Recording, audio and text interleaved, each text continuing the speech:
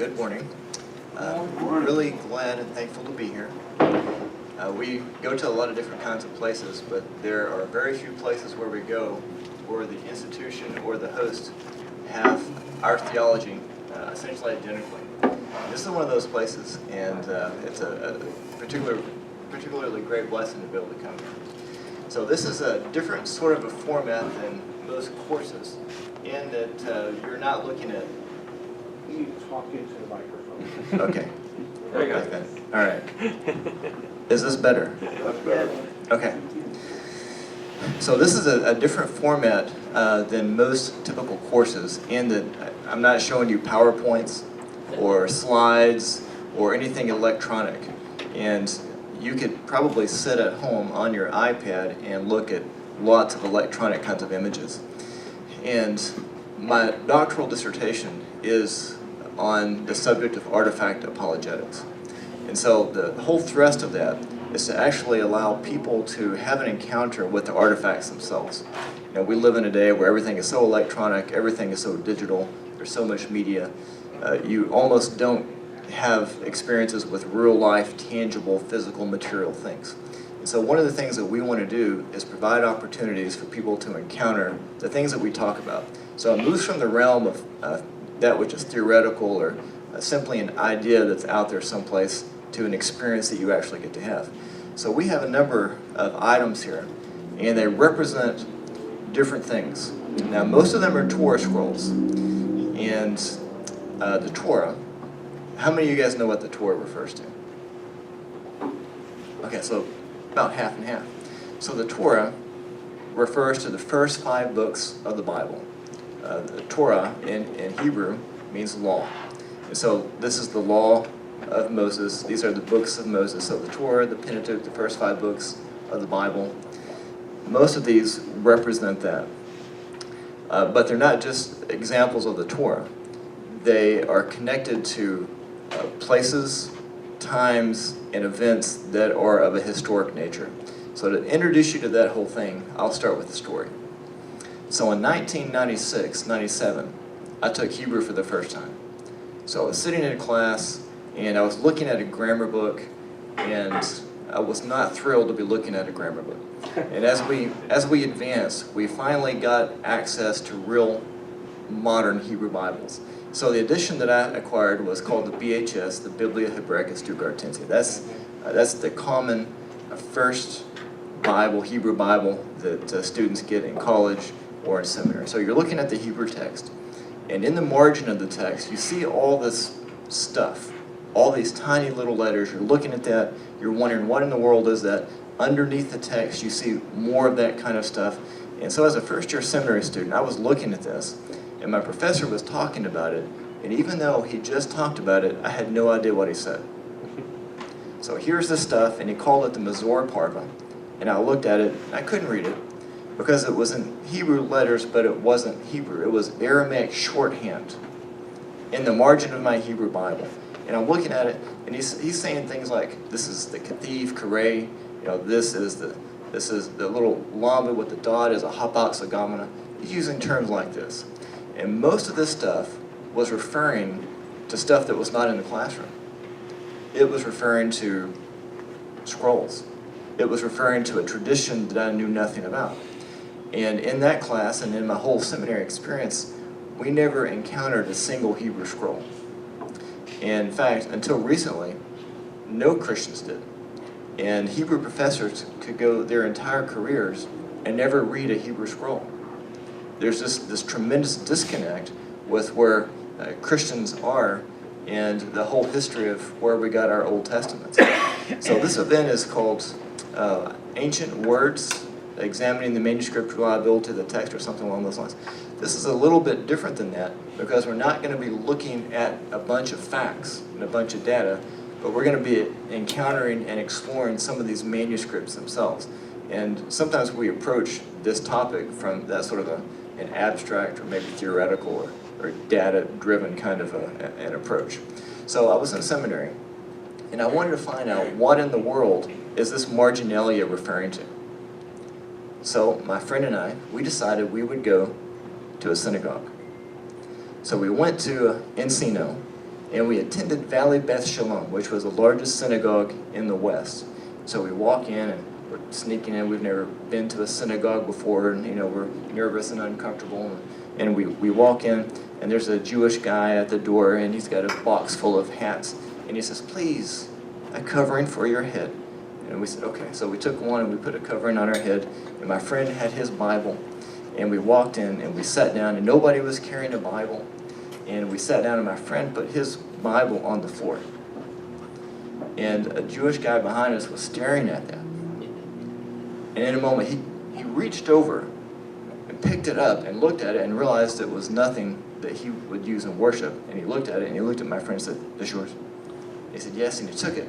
But when he thought of a Bible, he was thinking of something so sacred, you would never risk putting it on the floor. But he handed it to my friend, and he took it. My friend bought his at Walmart. We get our Bibles at Amazon.com, the local bookstore. But that's not traditionally where the Old Testament came from. So this is sort of a story that fills in gaps that you may not have realized were gaps. So I began to look at scrolls a little bit differently. That was my first encounter with one. And so we're sitting there, and behind the place where the pulpit would be in a Christian church, where the baptistry would be, up on the wall, there was a sterling silver container. And that thing was called an ark. And through some mechanical artifice, this ark was lowered off the wall, and they took it out, and it was this beautiful container, and they opened it, and out came a Torah scroll. So they took this Torah scroll out, and they put a crown on it. And they paraded the Torah scroll around the perimeter of the synagogue and within the place of worship, not on the outside of the wall, but within the auditorium. And they're singing, and women are kissing their prayer shawls, and they're touching the container that the ark was in. And so this is a Torah ceremony that was part of their worship experience. So I'm looking at that and trying to figure out how to interpret it as a 23-year-old evangelical Christian from Arkansas. This was in California. Never seen anything like that. Didn't know what it meant, but it stimulated a lot of curiosity. So here's the backstory. Don't know if you've ever been to a synagogue, but here's how that event came to be. In AD 70, something traumatic happened in Israel. Anybody know what that would be? These brothers gave the answer. This brother raised his hand. Two different philosophies. The destruction of the temple, the destruction of Jerusalem. When that happened, the Jews were then scattered. So here, they moved from a place where they had a common land, they had a common place of worship, the temple. Okay. The speaker's by my head, so I feel like I'm yelling. Okay, I'll stand over here, so I'm not speaking in my own ear. So at the time of the destruction of the temple, there was no longer a common land. There was no longer a common government. There was no longer a common language. There was no longer a common ritual there that sort of held them all together. So like for Catholics, they have Rome. They have the Pope. They settled the disputes that might happen for people who are Catholic. In Judaism, they had the temple and it was destroyed, and they were scattered all over the place. So they went south, they went west, they went east, they went all over the world, and they moved from that experience to something very different.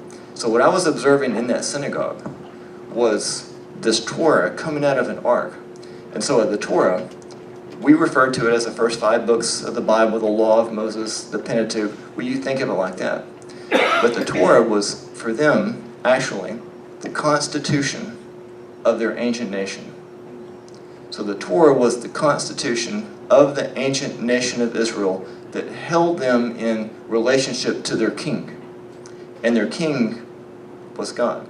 So they had an immaterial king with a law, and it contains the 10 Commandments and the rest of what we think of as a law. And as the Jews were scattered in AD 70 all over the world, they still have had that constitution.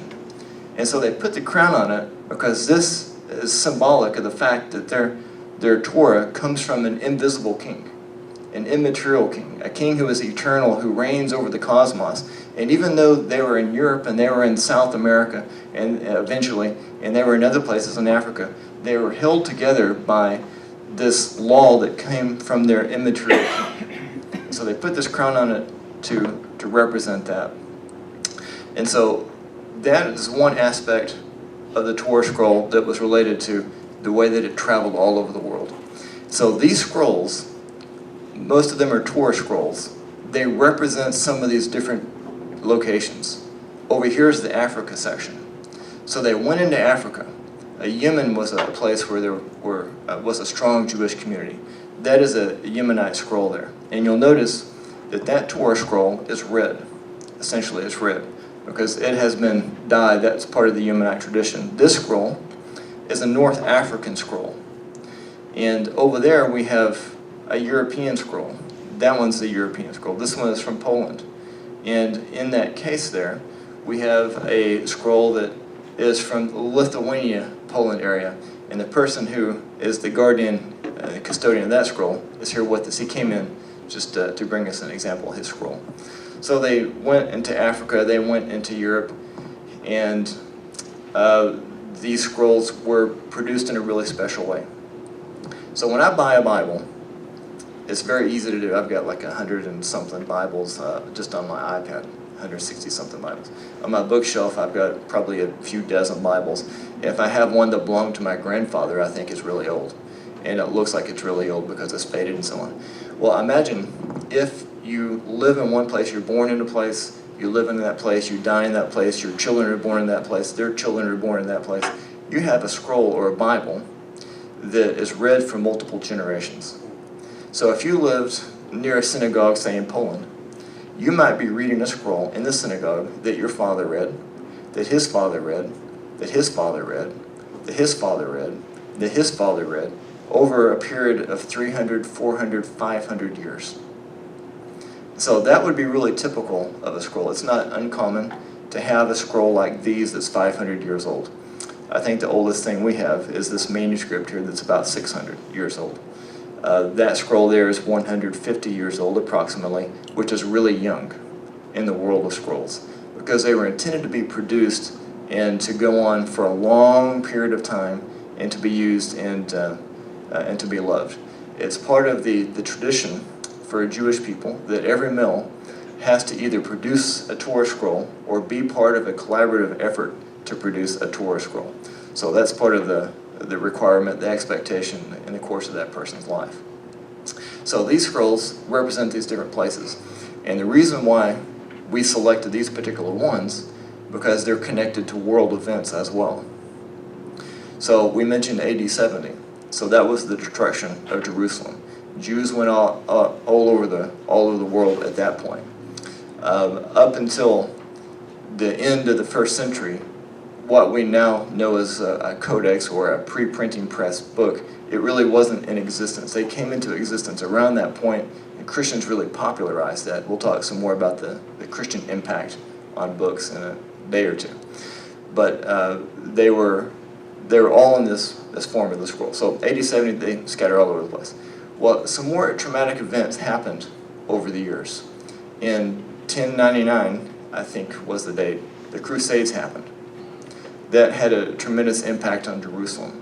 A lot of books, Jewish manuscripts were destroyed around 1099. In 1947, actually the 1930s, 1940s, you had the issue of the Holocaust. And then in 1947, something else dramatic. So here's another aspect of the story that contributes to what we have here. So at the time of the Holocaust, I think something that precipitated all that was what was known as Kristallnacht, or the Night of Broken Glass. So I think it was in 38, over one particular evening, there was a night where there was sort of an outburst against Jewish people in Germany and in some areas around that. And the result is that synagogues were destroyed, Jewish businesses were destroyed, hundreds of Torah scrolls were destroyed. And so from that point on, things got really difficult for Torah scrolls and for Jews as well. But sometime from there until, throughout World War II, occasionally you would have a situation where a Jewish individual or maybe a family would have an opportunity to escape wherever they were and experiencing persecution to get out of town. And if they had something that represented their entire tradition, and it represented something their father read and something his father read and something their families had read for generations, i.e. a Torah scroll, that could be very well the most valuable and important thing that they owned. And so as they were escaping, sometimes they escaped to Israel, and they would escape with their scroll with them. And so over the years, refugees made their way into Israel sometimes with nothing but a Torah scroll. And then there would be people in there who had the capacity to take custodianship or guardianship of their scrolls and put them in a safe environment. And then they would pay the people sometimes that had got them there some money to help them restart their life. So that happened throughout World War II and after. Part of that whole story that I didn't know for a long time is the end of the Holocaust was not the end of the difficulties of Jewish people in connection to all of that. So in November 1947, in New York, the United Nations voted the modern state of Israel into existence. So when that happened, the Muslim countries were saying, you don't want to do this. There were 1.2 million Jews in Muslim countries, and this is Iraq, Iran, Turkey, Egypt, all over the Levant, in Africa, in those places. There were about 1.2 million Jews. And so they lived in these communities. Syria, there was a huge community of Jewish people in Syria, and there's in the city of Aleppo. And the name Aleppo traditionally was Aram Zova, which was a city that David himself conquered. And so there had been a strong Jewish community in Aleppo since the time of King David. So in 1947, when the UN voted Israel into existence, the next day, persecution broke out against Jewish people in the Muslim world. And it was intense. It destroyed the community at Aleppo. It destroyed Jewish communities elsewhere. And at that time, there was a particular manuscript there that I'll talk about a little bit later. But eventually, Israel partnered with the United States government to do some rescue operations in Yemen. And so they flew covert operations from over a period of several months. They flew covert operations into Yemen, and they evacuated over 30,000 Jewish people, and it really wasn't known. On some of those planes, these Jewish individuals sometimes would have Torah scrolls with them or other scrolls. We have, I think, some pictures of some of these Jewish people getting on airplanes. Here's an example. You see a massive amount of Jewish people here in Yemen on this cart waiting to be evacuated. And then here you have an example of a facility that's on fire. And then here you have a Yemenite family on foot carrying a Torah scroll. And sometimes these Torah scrolls would make their way to Israel. Now we have a Yemenite Torah scroll here. And we don't know if it was one of those or not, but it could have been. So this is a Torah scroll from Yemen from a period, this one dates to the late 16th century. So this one's a few hundred years old. This would be representative of that particular epoch. When the Yemenite Jews were fleeing Yemen to get to Israel, this is a scroll from that era. This is a North African scroll, and it represents a certain tradition. Over there we have an illuminated Esther scroll, and you can take a look at that one. But Esther, the book of Esther, celebrates God's deliverance of the Jews underneath Queen Esther. And instituted at the end of this deliverance was the Feast of Purim. So the whole book of Esther inaugurates this feast connected to that holiday. And that is an Esther scroll. The Purim is still celebrated. You can walk up and take a look at that one. That one is illuminated, meaning that it has pictures in it. So it has been not only hand copied, but the different scenes from the book of Esther are depicted on that particular scroll. And we have a Polish scroll here. You might think of the Warsaw Ghetto during World War II. If you're not familiar with the story of the Warsaw Ghetto, you should take a look on Wikipedia and you can learn about that. So that's a Polish scroll that I don't know that it has any connection directly to the Warsaw Ghetto, but it's from that area and from a period that would have been consistent with that. And then we have a Polish-Lithuanian scroll. We have a very fascinating story about that. I'll give the story to you in a nutshell, and then you can talk to the man himself at some point. So a colleague sent us that particular scroll, and he said, I need to get a paleographical analysis of this. So what that means is you take a look at it and you identify the place and the date of its origin. So with a paleographical analysis, here's the best way I know to describe it. Whenever any one of us talks, whenever we speak, we all do so with an accent. So when I talk, you can hear a little bit of a southern accent, probably. And if I'm in California for years at a time, it gets a little dim. If I'm in Arkansas for 24 hours, it recharges. So my accent gets refreshed whenever I'm around other Arkansans. So whenever I communicate, no matter where in the world I am, if you're familiar with the different dialects in the U.S., you can detect that I'm from the South. So we all have accents, and our accent reaches back to the time we're about 12 or 13 years old. So we never really move away from that. But when we write with an accent as well.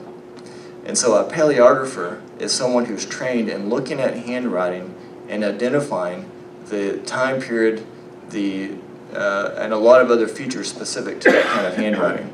So a modern handwriting analysis could look at your handwriting and say, this is a male, approximately 70 years old. Here are some other facts about that individual that we can know. When a paleographer specializes not just in handwriting analysis, but in paleography, which is what that is, he's looking or she's looking at handwriting from some time in the past. So when our colleague wanted a paleographical analysis, we have on our team some guys who they're specialists in paleography, and specifically in Hebrew paleography. So at the time, one of those guys was in Hungary and the other guys was in Israel. So I think this is the one. There's been a couple of these. But I digitized this or videoed it, and I sent it to these guys. And one of these guys, he did his MA thesis on scribal script families, medieval scribal script families, Hebrew scribal script families, and he's doing his PhD on something similar. And so one of those men can take a look at it and instantly tell you, this is North African. You know, this is from Europe, just by looking at the style of script. And when we talk about getting the text right, we can think about this on a whole nother level other than making sure that we get the letters the same. So the tradition for an Orthodox scribe or sofer is not merely to get the letter right, but to get the style of the letter right. So if he puts the flourishes on the letter, he wants to get the flourishes done exactly to a set of standards. So he has to know 3,000 to 4,000 rules to become a certified scribe. You can take one of those guys, put him out in the wilderness alone, give him a knife. That's all he needs to do to be able to produce a scroll. He knows the formula for the production of the ink. So he knows how to take iron sulfate, gallnut, soot, and adhesive mechanism like honey and create ink from scratch. He knows the rules for coming up with a quill. So whether it's a turkey or a goose or some animal like that, he can take a quill, he can turn that into a writing instrument. He has the skills to be able to identify a kosher animal, kill the animal, take the animal hide, and turn it into a writing surface. So when we talk about a Jewish scribe, we're talking about somebody with a very sophisticated skill set that can maintain a certain writing tradition in difficult circumstances. So our colleagues, some of them are Orthodox scribes, but paleographical specialists. And so for that particular scroll there, my colleague says, I need an analysis of this. So I video it, I send it to my colleague. Instantly, he knows a lot of things about it. But to get the kind of detail that you need to put in a report, you go to another level. So he immediately turns to Exodus 15. And he goes to Exodus 15 because that is a very special passage. It's known as the Song of the Sea. So after Israel went out of Egypt, they crossed the Red Sea, they get out on the other side of the Red Sea, Moses composes a song, and Moses and the sons of Israel sang this song called the Song of the Sea, commemorating the greatest event, redemption event in history, second only to what Christ has accomplished. And that was thousands of years later. So that happens. Because of the theological content of that song, the tradition has been for hundreds of years to format that song in a very special way. So whenever you get to something in terms of the content of the Torah that is unique, the formatting shifts. So the very first word, very first letter of the Bible, that very first letter, which is in Hebrew the letter Bet, it's a majuscule, meaning it's really big. So if you come up and look at this one here later, you'll see the first letter on the very first word is big. There are other letters that are like that too. For the Shema, the last letter of the first word and the last letter of the last word of Hear, O Israel, the Lord our God is one Lord, that verse, those two letters are big as well. So it's an aleph, an ayin, and a dalet. And together they form the word aid, which means witness. And there are these sort of patterns all throughout the Torah. When you get to the Ten Commandments are all formatted differently. And when you get to the priestly blessing is formatted differently. When you get to Deuteronomy 32, the Song of Moses, and the scroll way over there is turned to Deuteronomy 32, you notice it has two columns in one column. So these are traditions that have been passed on for hundreds of years. And even as far back as the Exodus Dead Sea Scroll, even though they don't have that style of formatting, they do have a style of formatting that's different than the other formatting around it. So you see that particular tradition going back a couple thousand years. So I take a picture of that, send it to my friend, a video, and he looks at it. And depending on where in the world it's from, this is the kind of thing he looks for. How do they make the shape of the letter, and particularly, how do they make the crowns? Do they put this word this distance from the next word? What is the shape of this letter? What is the style? If you look at them, there are lines. You can see where they make lines, and then they hang the Hebrew letters from them. How hard did the person who made those lines press down? So there's different schools, different traditions for how hard you press down the device that creates the rule. So he's looking at these very subtle differences, not just is there a letter that's missing. That's not even really much of a factor. He knows there's 304,805 letters in the Torah, and that's not what he's focusing on. Other very subtle detail. So he looks at that. So long story short, we do a full paleographical analysis and put together a report, and our friends were able to document that came from the Poland-Lithuania area from the 1700s, I think. It's been a while since we did it, so I forget. Is that right, Jonathan? Yeah. Okay, from that period. So we do the report, we send it to the guy that owned it. And that guy did a presentation in Texas with his scroll. And while he's there, in the audience is a Jewish man from Polish-Lithuanian heritage who had recently become a Christian. And his parents, his ancestors rather, immigrated from that particular area and were there about that time. And so he's listening. He's now a believer, and today he's a pastor. And he makes a special connection with that scroll. And so he came today and brought that scroll with him, and that's the scroll. And Jonathan's there. Could you raise your hand?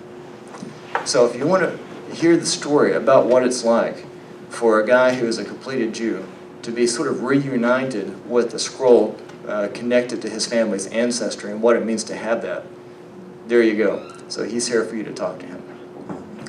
So that's a little bit of the story about the different scrolls that we have. And before we move on to the next topic, anybody have any questions?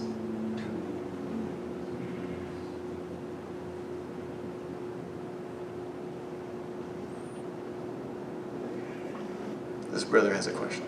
I was watching a program the other day, about a week or so ago, and they were talking about the Dead Sea Scrolls.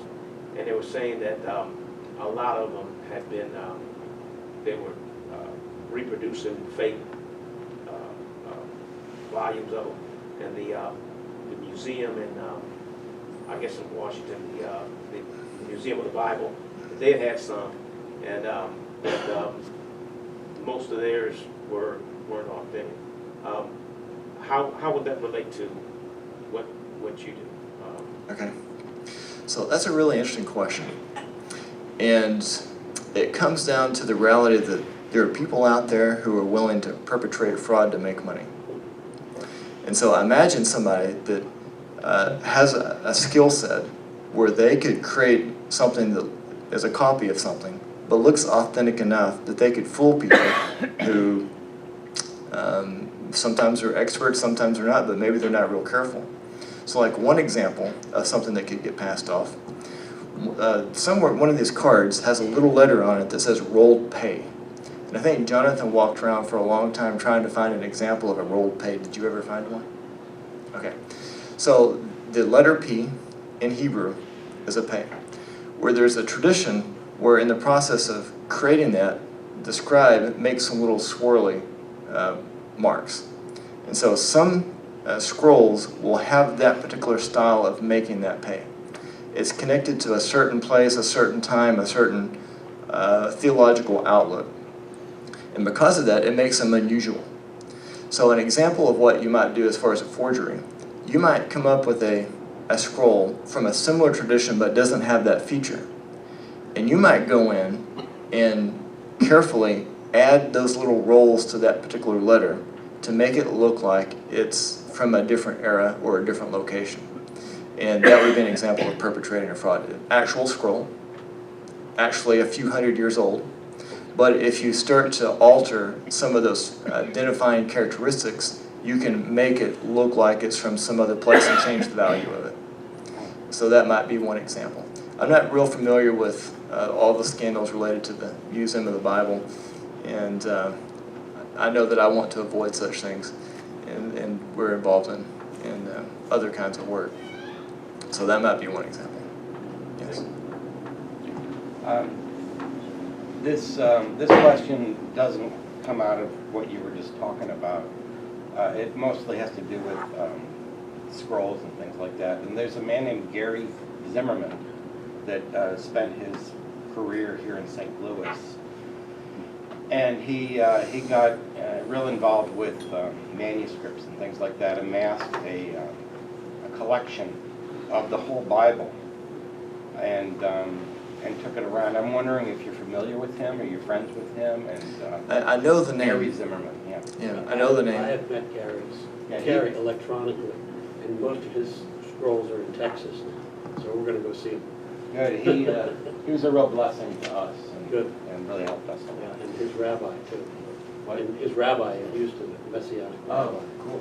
Yeah. So there's Anyway. two known complete collections of the Hebrew Old Testament in scroll form. I think that's one of them. And that one's in Texas, and there's another one that's on loan to Bob Jones University. I think it's two different collections. Yes. You mentioned that you had schools from North Africa. I'm sorry. You said you had some schools from Africa. Uh-huh. Could you tell me what part of Africa? I know Africa's a big continent. Uh-huh. What part of the country? Well, it's hard to know. I mean, some of those lines can get real blurred, so we can say North Africa. So we can say that, but getting more specific than that can get a little difficult. Yes. I'm curious about the logistics of transporting these things. What Okay. challenges are involved in that? Well, so it gets really interesting sometimes. So these scrolls, these particular ones, are all on loan, and we have a rotating collection. So we don't own them. They are owned by other individuals, institutions, organizations. So there's a particular friend, there's an organization that owns this red one. I think they own this particular one too. So they will ship it to us. And like this manuscript here, that's something that we keep at our location most of the time. But they'll ship to us insured and very carefully sealed thick protective cases, and we've got some of those cases back here. So once they get to us, then there's the experience of loading them into a trailer and moving them across the country. And sometimes if we have something really valuable, we have shown one particular, or a pair of manuscripts that were appraised at around $1 million. And so that guy was very interested in how we would take care of his manuscripts. And his insurance policy, I think, covered about 50% of that. And if they were stolen out of a vehicle, it covered about $4,000 total. And so for him, I sent him a picture of my concealed carry permit. And we needed 2 people with those items all the time. And if we ever stopped in the process of traveling somewhere along the way, we kept a couple of people at the vehicle, and we just kept an eye on it. He texted regularly, wanted to know where we were, how things were going, and that sort of thing. And that was just for one item. And when you've got a bunch of these items, making sure that the people that own them, the organizations that own them, are comfortable with what's happening is important. But that's very interesting. We don't let them out of our sight, and we have never previously allowed any drinks to be in the same room as them. So we're very careful about that. Some of them are individually insured. These pages that are here are individually insured, and they came to us from London. And so that particular individual wanted to make sure that each page was written into a policy and along with the manuscript that's over there. So different people have different ways of making sure that they're taken care of, and it's definitely an adventure. Thank you. Any other comments about that? I'm actually not sure what our schedule's like. How long do we go before we take our first break? Does anybody know? Josh? Okay, so no breaks. Okay. This could be a good little time to stretch your legs, and I'm going to set you up with a little different plan. Okay. So we'll take about a 7-minute break and come back, and then we'll dive into some other things.